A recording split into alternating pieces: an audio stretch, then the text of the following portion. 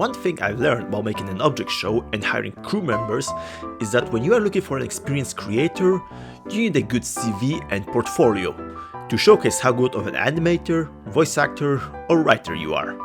Unless you hire someone brand new, then I would suggest on performing an audition, which was an original tactic used by Inanimate Insanity crew. Throughout the years 2013-2016, I have been working on multiple shows, whether it was helping with writing, voice acting, or even animation. And boy, was I not that as good as I thought I was. Today, I will be covering my contributions to object shows that I have done in the past. It will not be full review, as there are quite a lot of object shows to cover, but I will give it a brief rundown to it. Shows will not be put in a specific order, like for example, the worst to best, but I'll try to put it in order that will make the video float. Okay, without further ado, let's look at object shows that I have been helping with, for better or worse. Let's begin this by covering a show created by the most popular Romanian in this community, Snapper and Button.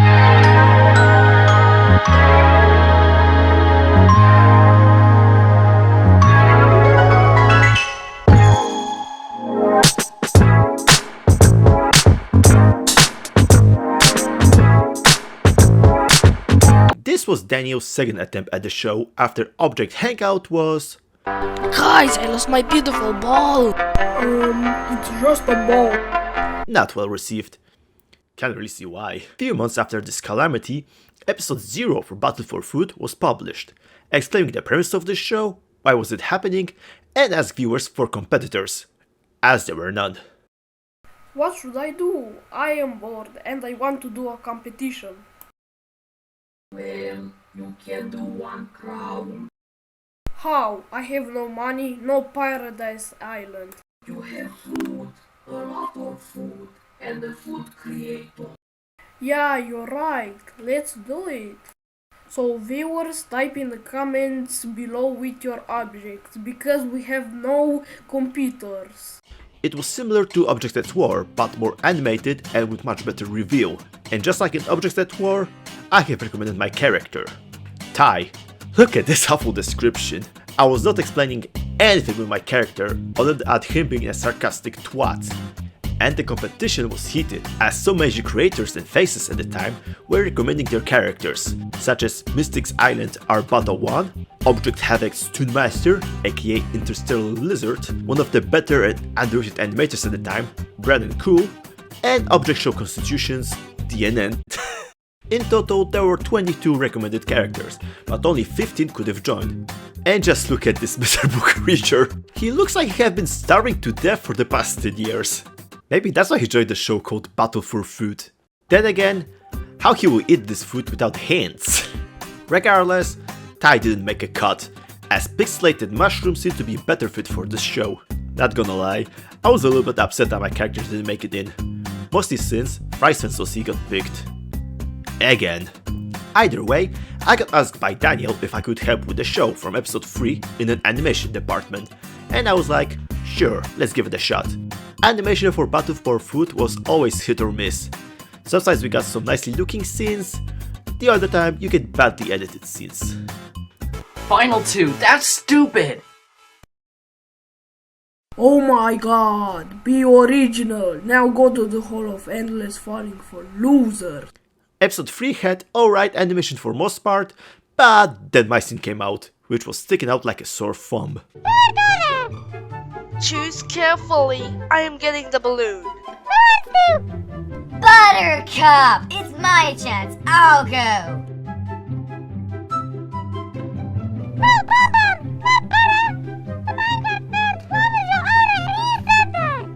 Oh, really? Really? Wow, thanks, Parcel. I sure won't disappoint you girls. I was really struggling with making this scene, mostly because of the Parcel's voice acting. FYI, I have no beef with Mega Animazing. He is cool in my books, but he is not a good voice actor due to him speaking too fast. Pair it up with a pitched up voice, and you have the worst sounding characters on the show. I hope I just get to the elimination already. Pom-Pom is helpless. Someone injured her. We can stop nothing! So animating a scene along with lip syncing the characters I couldn't understand half the time was challenging. But in the end, I somehow pulled it up and made a decent scene to say the least. And since I was occasionally animating roughly for 6 months at a time, it didn't look that bad, but it was nothing compared to 100 DCX's or Snapper's animation. Daniel was happy though and gave me a chance to animate a little bit in episode 4. I can't remember which scene I did exactly. It might be an animation scene, but I'm 100% sure I was not making this scene. Yeah. In episode 5, I animated a scene with Parasol again, which luckily had a better voice. Ah, summer is so beautiful. What the heck? What? It's summer. The grass is too tall. Not only that, I was also helping with writing in this episode. More specifically, I came up with an idea of one's team planting coffee bean. When I was in primary school, we used to grow beans in a jar, hence why I thought it would be funny for these guys to plant a coffee bean as they are a bean. Not sure where people get the idea, but it was not the worst thing that happened in this episode. Mostly because of this. Finally! You guys will vote who will be eliminated, but next time. Sounds fair to me. Still can't get over on how bad my voice acting was. There was no emotions, no enthusiasm, and the mic quality was dreadful.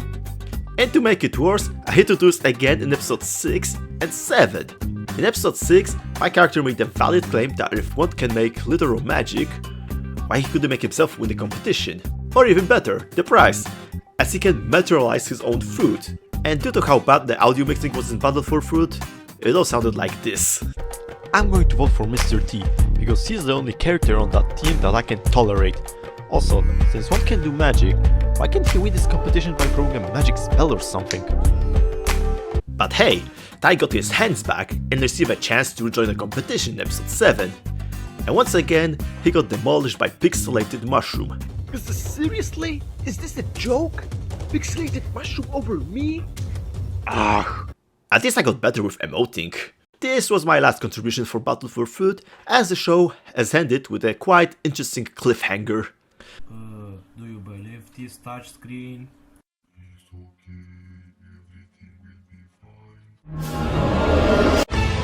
The show was literally a mixed bag. Sometimes they had a good animation, sometimes not. Sometimes they had good voice acting. Well, I have an idea. I'm Mr. T. Do you want some tea? Oh, no way. We are not having a tea party. Sometimes not. Okay, I think I should compete because I can fly! No offense, but that is kind of cheating. I should go for it. I'll jump high. Some characters are good, some not so much. One thing that is good though was the writing. For someone who is not a native English speaker, Clabber did his best for making an interesting side story with Evil Crown, trying to take over a show. Sadly, the show stopped after episode 7, and even despite the plead for help, it just didn't arrive and the show has been discontinued. Despite my opinion on this show, it was a great fun working with Daniel and the crew. They were pretty cool with me, and it gave me a chance to work with another notable creator that also happens to be from Romania.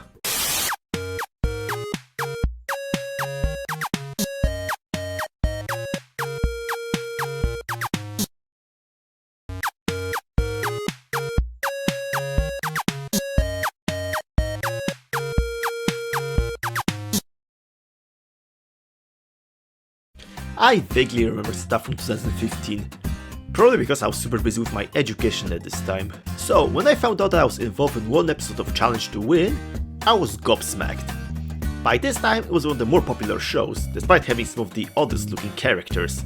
The episode I was working on was at number 16, Guilty Innocent, also known as the League of Legends episode. From what I remember, I did a little bit of a writing for this episode. More specifically, the opening skit with 100CX being a god that controls everyone. Hey camera, what's up? The sky is up. What? If you look up, you can see the sky, clouds, the sun, birds, and lots of beautiful things. Hey, that's my line! Wait, who was that? That was a loser named 100D6, and apparently he created us. Ouch! Why did I do that? Because you suck. Suck what exactly? Lollipops? Whatever, I'm out of here. Finally! That was weird. So, who is this 100DCX? He is god of challenge to win. Why? I don't know. Probably because he has a big ego. Ouch! I mean because he's super awesome. Yeah, what he said. Yay. And that's pretty much it. That was my only contribution for this show, which has concluded after 20 episodes.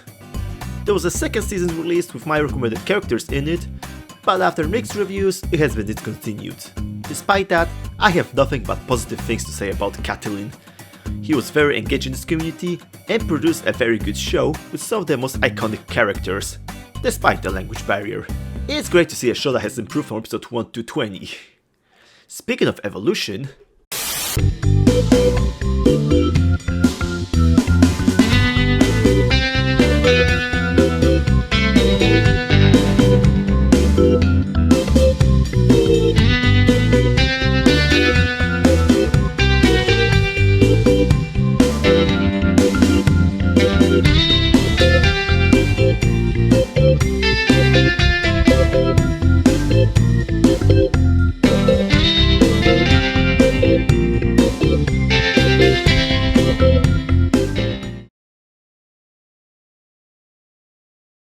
while Challenge to Win went from bad to great, Inanimate Fight-Out went from bad to...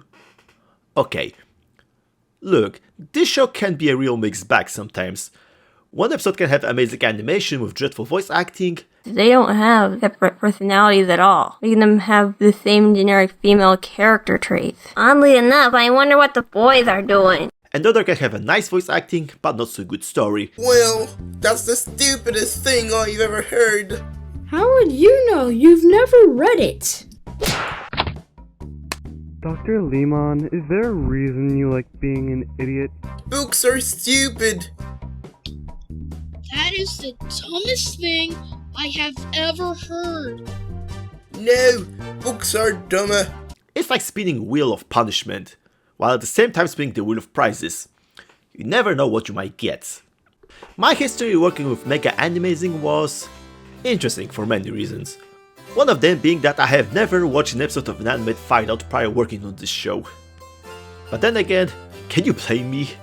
The first episode I was working on was episode 12, which, in my opinion, is one of the better episodes. And Dr. Lemon, that pasta looks disgusting! You need to make it appealing, or else computer screen won't eat it! Whatever, does it look like I care?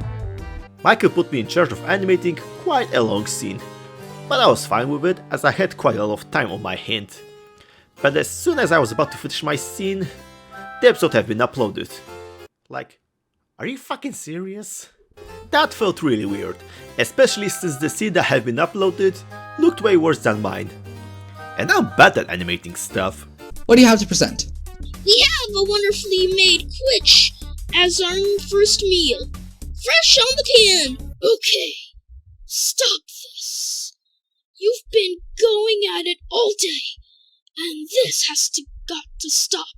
If we lose, we might as well send both of you home. Shut up! I tried. But you can see that this scene was really rushed.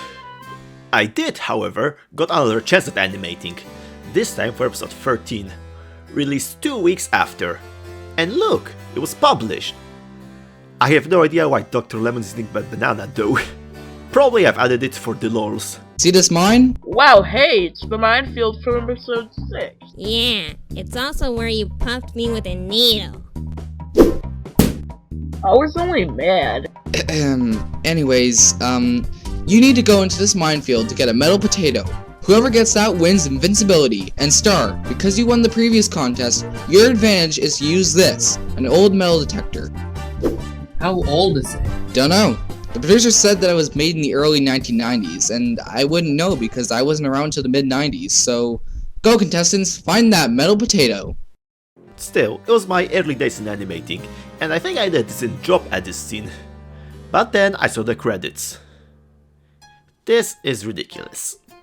After that, I was meant to animate an opening scene for episode 14, but I decided not to do it, mostly due to me working on other stuff that we will talk about later in the video.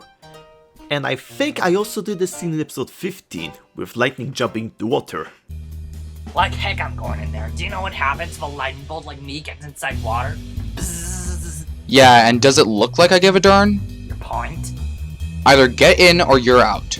Now what? Too bad, you're still going in. Huh, I guess that means LB is out of the challenge. Why aren't you going to do the contest? I'm not doing this. I'm made of paper. And I get soggy if I touch water. I'm like bread. Okay then, you can go with the electronics over there. Thank you. 4 down, 6 to get out. But again, I wasn't credited for that either. In other words, I don't dislike Mega Animazing, but jeez, what was he thinking with me replacing my animation in episode 12 and then not crediting me in episode 13 and 15? And I am aware that I have asked him to remove my name in 2016 and 17, as it was really dark time in my internet career. But these episodes were released in 2013 and 14, so I don't really get the reason. At least I can say that his show has majorly improved in many aspects, but I've noticed one thing that have been worse. The attitude. Come on, don't lash out at your viewers like that.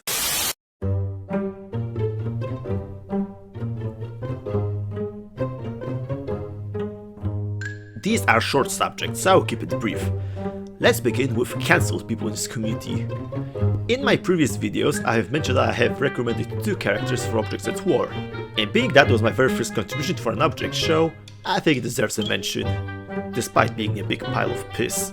I was also briefly working on Object Terror, and by working on it, I mean renaming Printer's name to Harambe. But again, I've covered this subject in my first review. From what I remember in the past, I was checking the script in one of the shows. I'm not 100% sure which one, but I suspect it was Object Insanity by Who the Heck is Stan. I don't think I did anything, mostly because back in the day, I really disliked this show. Maybe I'll watch it again and make another video on it. Other cancelled show I was working on was Object vs Object and Pass to the Final, both by Brandflakes, aka Brandon Cool. For the latter, I have a script for it, and I think that's the only thing that's left from the show. I was meant to both animate and voice act for it. And before anyone asks, no, I will not share the script as it belongs to this handsome fella. As for Object vs Object... Hey guys! Hey, chalkboard! Ow! Sorry, I'm pretty sensitive. Yeah, we know, but there's really nothing to be scared of.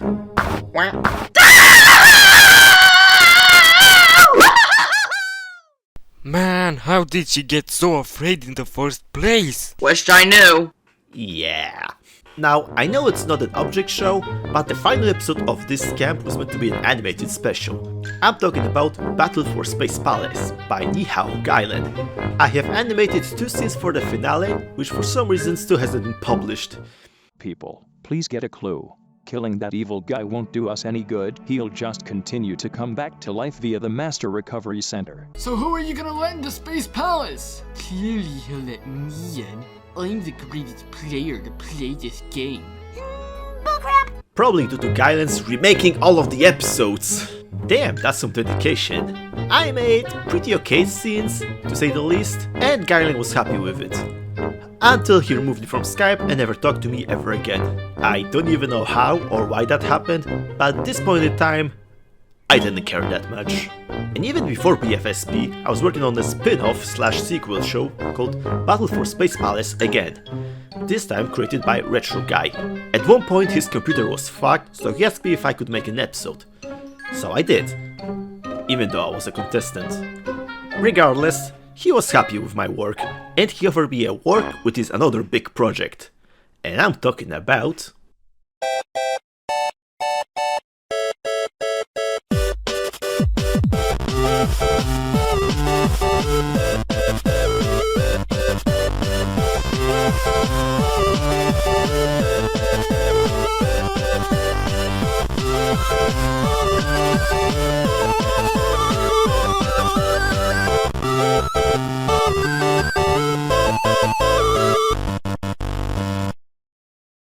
After 8 years, I just realized what the initials means. Entity. Fun fact, this is the second version of this show, as the original version contained 16 characters, but they got cancelled. For second attempt, Retro added 6 more characters, including Bubble Tea, Pasta, Remote, Gum, Perfume, and my boy, Steak. I have mentioned in my Friesman video that I was asked whether Steak should join the game. I responded by asking if I could get Ty instead. However, the offer was denied. Instead, he went on being the co-host. I'm not saying this to brag about it, but I was working really hard for Retro to get episodes out, especially when he had multiple issues with animators not finishing their scenes and voice actors not delivering their lines. Retro couldn't handle animating all of those scenes on his own, so I recommended for him that if he can do the character movement, then I can sort out the lip syncing, and that's what happened for the first 2 episodes. My animation, again, wasn't the greatest, but by the time of the release I would say it was passable. However, there were 2 main issues I had while animating, which I have never mentioned to anyone. First one being my laptop. It was an outdated junk that didn't even have a proper manufacturer name, and to make matters worse, the fan in my laptop broke, causing it to overheat in every 15 minutes. When I tried to replace it, they couldn't find a similar part for it, so I had to wait months for a new part. In the meantime, I was using college's computer, as it had latest flash in it, but again, I could only use it in certain time. Second issue was with Flash itself, but that's on me. You know how you usually have to buy Adobe products to use them? Well, I kind of did, and by that I mean I paid the £1 to my friend in college to pirate Adobe Photoshop, Dreamweaver and Flash. In the end it was a pretty good deal, but because of it, software wouldn't work properly and I couldn't have a stuff like Keyframe Caddy to help me with lip syncing. Not to mention, all of this software used to crash a lot, making my animations taking more time than it should. Despite my piece of shit laptop and kind of stolen software, I was trying my best to get my scenes completed and get episodes uploaded. And now that I look back at it, my scenes don't look so out of place comparing to my scenes in Battle for Food.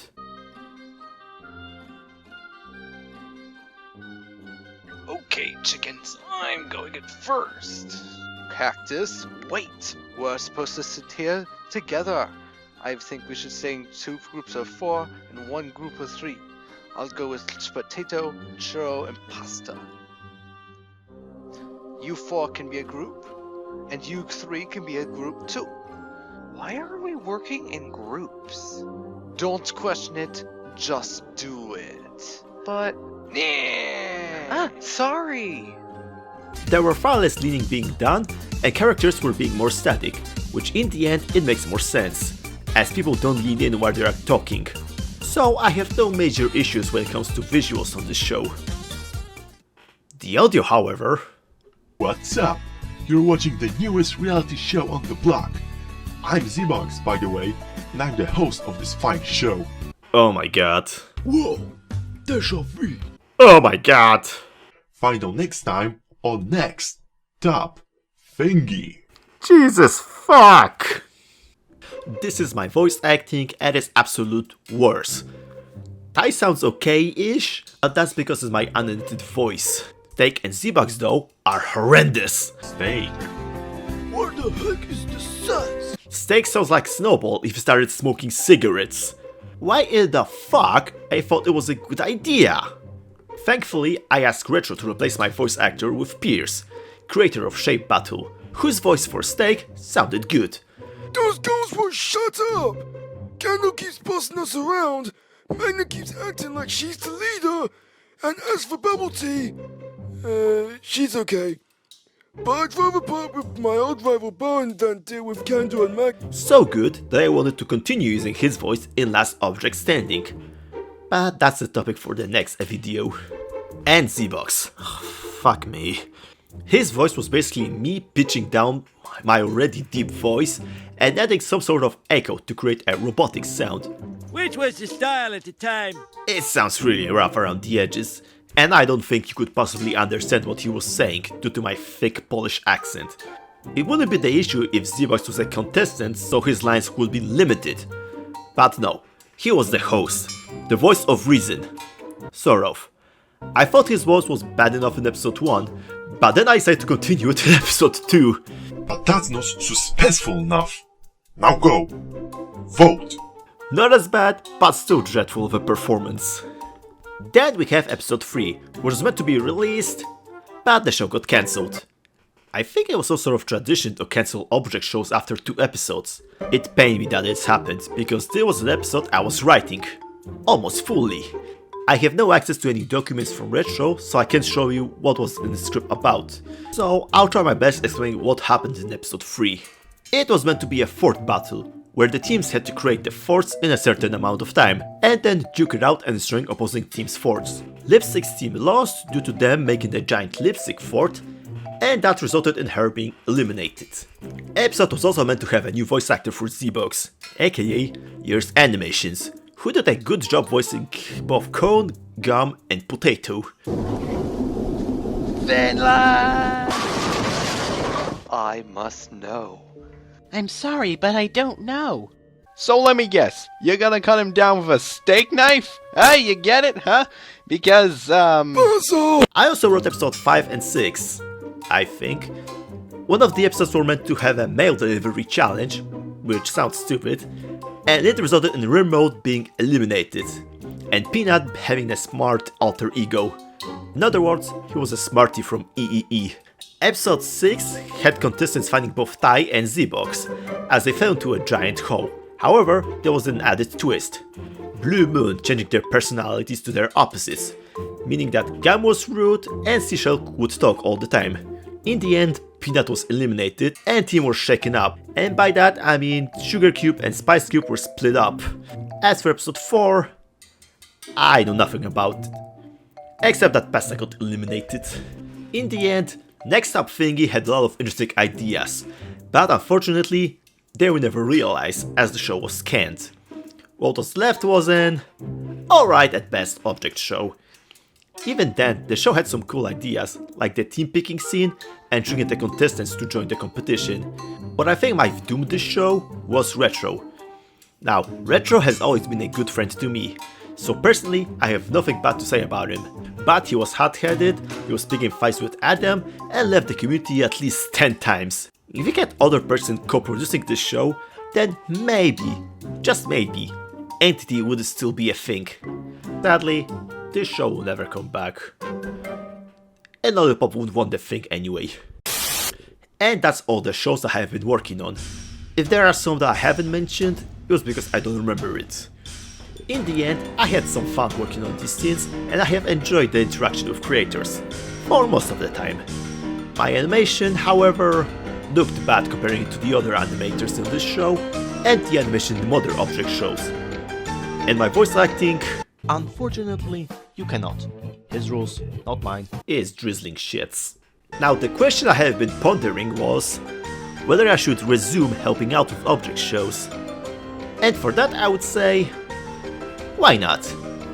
At least in writing department or small voice acting roles. Because when it comes to animation, I still have a lot of to learn. And luckily, I am an official owner of an Adobe Animate. Don't worry, this one's not pirated.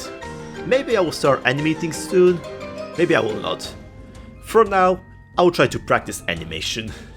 So, we've covered my blunders and my previous roles in other object shows. Now we have one last thing to cover. Last object standing. Oh boy. But I was just joking, guys. It was just a big joke, you know? I'm actually a nice girl. Nice girl, my booty! You need to learn some respect.